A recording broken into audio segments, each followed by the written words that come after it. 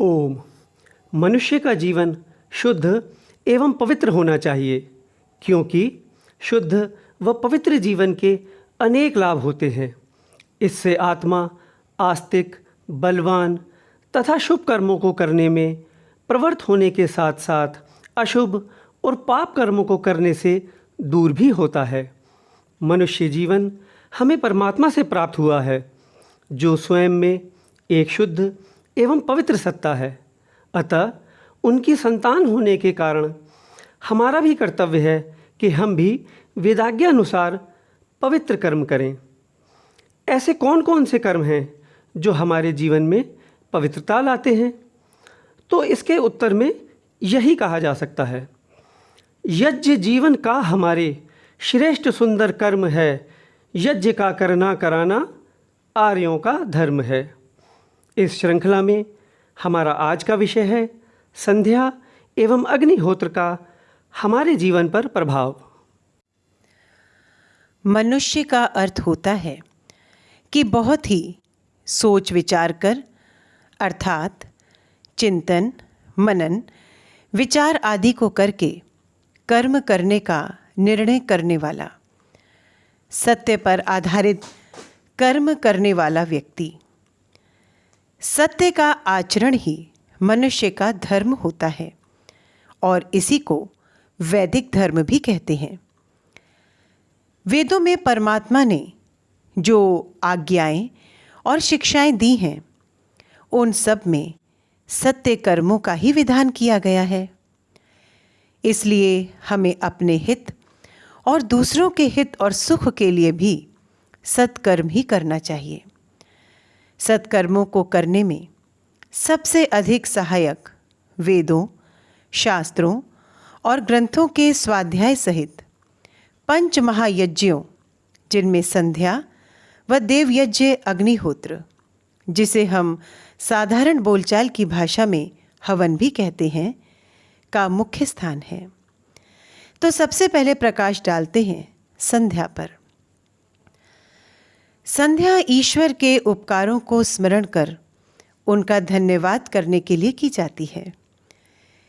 ईश्वर के हम पर अनंत उपकार हैं। ईश्वर ने हम सब जीवों के लिए ही तो इस सृष्टि को बनाया है और इसका पालन और संचालन कर रहा है। हमें जो सुख मिलते हैं और हमें जीवन में अपनी इच्छाओं की पूर्ति में सफलता मिलती है, उसमें भी परमपिता परमात्मा का योगदान होता है। अतः हमें ईश्वर के सभी प्रमुख उपकारों को जानकर, कृतज्ञ होकर उसकी उपासना करते हुए स्तुति व प्रार्थना करनी चाहिए और उसके सभी उपकारों को स्मरण कर उसका धन्यवाद करना चाहिए। ऐसा करके हम ईश्वर के प्रति कृतज्ञ बने रहेंगे और ईश्वर की कृपा हम पर होती रहेगी।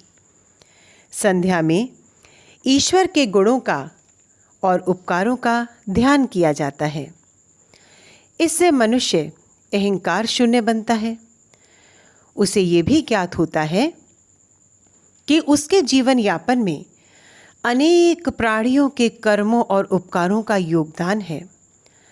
अतः सभी मनुष्यों को प्रातः और सायं संध्याओं के समय ईश्वर का सम्यक रीति से ध्यान व उपासना अवश्य ही करनी चाहिए और ईश्वर का साक्षात्कार अपने जीवन को सफल करना चाहिए। संध्या के विषय में आपने जाना, तो आइए जानें देवयज्ञ अग्निहोत्र के क्या क्या लाभ हैं। मनुष्य अपने दैनिक कार्यकलापों से वातावरण में अशुद्धि करता है। इसलिए मनुष्य का कर्तव्य है कि वो वायु, जल आदि पर्यावरण को कम से कम बिगाड़े और जितना बिगाड़ता है उतना या उससे अधिक उन विकारों और प्रदूषण का सुधार करे। और इसका एक ही उपाय है देवयज्ञ अग्निहोत्र। यज्ञ मानव जीवन को सफल बनाने के लिए एक आधारशिला है। अग्नि पवित्र है और जहाँ यज्ञ होता है वहाँ संपूर्ण वातावरण पवित्र और देवमय बन जाता है।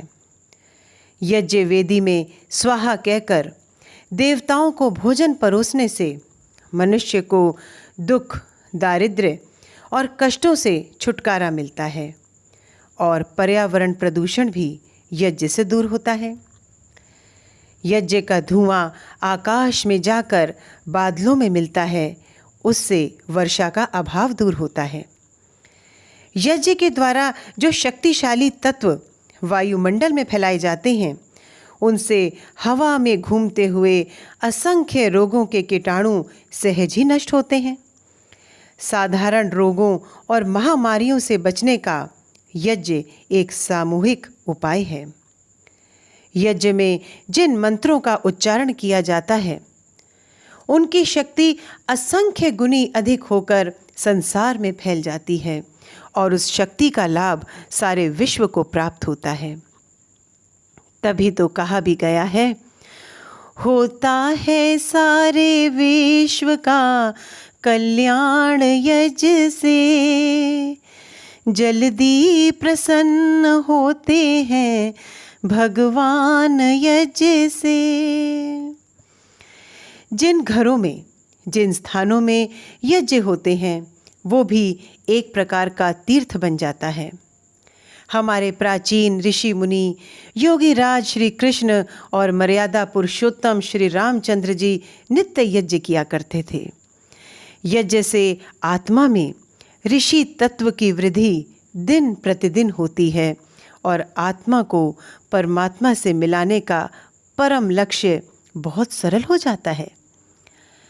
यज्ञ त्यागमय जीवन के आदर्श का प्रतीक है। इदन्नमम यानी ये मेरा नहीं, संपूर्ण समाज का है। यज्ञ हमारा सर्वोत्तम शिक्षक भी है, जो अपना आदर्श अपनी क्रिया से स्वयं ही प्रकट करता रहता है। आइए जानें, जैसे अग्नि का स्वभाव है कि सदा उष्णता और प्रकाश धारण करना, तो ये हमें क्या सीख देती है कि हम भी उत्साह, श्रमशीलता, स्फूर्ति, आशा और विवेकशीलता की गर्मी और रोशनी अपने में धारण किए रहें। अग्नि में जो वस्तु पड़ती है, उसे वो अपने समान बना लेती है। हम भी अपने निकटवर्ती लोगों को अपने समान सद्गुणी बनाएं। अग्नि की ज्योति सदा ऊपर को ही उठती है, उलटने पर भी मुंह नीचे नहीं करती। हम भी विषम परिस्थितियां आने पर भी अधोगामी ना हों, वरन अपने आदर्श ऊंचे ही रखें। अग्नि कोई वस्तु अपने पास नहीं रखती, वरन जो वस्तु मिली उसे सूक्ष्म बनाकर आकाश में फैला देती है। हम भी उपलब्ध वस्तुओं को अपने लिए ही ना रखें, वरन उन्हें समाज के हित में वितरण करते रहें। अग्नि को ही ये शरीर भेंट किया जाने वाला है, इसलिए चिता का सदा स्मरण रखें, मृत्यु को सामने देखें और सत्कर्मों में शीघ्रता करने और दुष्कर्मों से बचने को तत्पर रहें। इन भावनाओं के प्रतिनिधि रूप में यज्ञाग्नि की पूजा की जाती है। अपनी थोड़ी सी वस्तु को सूक्ष्म वायु रूप बनाकर उन्हें समस्त जड़ चेतन प्राणियों को बिना किसी अपने पराये मित्र शत्रु का भेद किए बिना सांस द्वारा इस प्रकार गुप्त दान के रूप में खिला देना कि उन्हें पता भी ना चले कि किस दानी ने हमें इतना पौष्टिक तत्व खिला दिया। सचमुच एक श्रेष्ठ ब्रह्म भोज का पुण्य प्राप्त करना है। कम खर्च में बहुत अधिक पुण्य प्राप्त करने का यज्ञ एक सर्वोत्तम उपाय है। यज्ञ करते समय हमारे मन के भाव कैसे होने चाहिए, आइए जानें।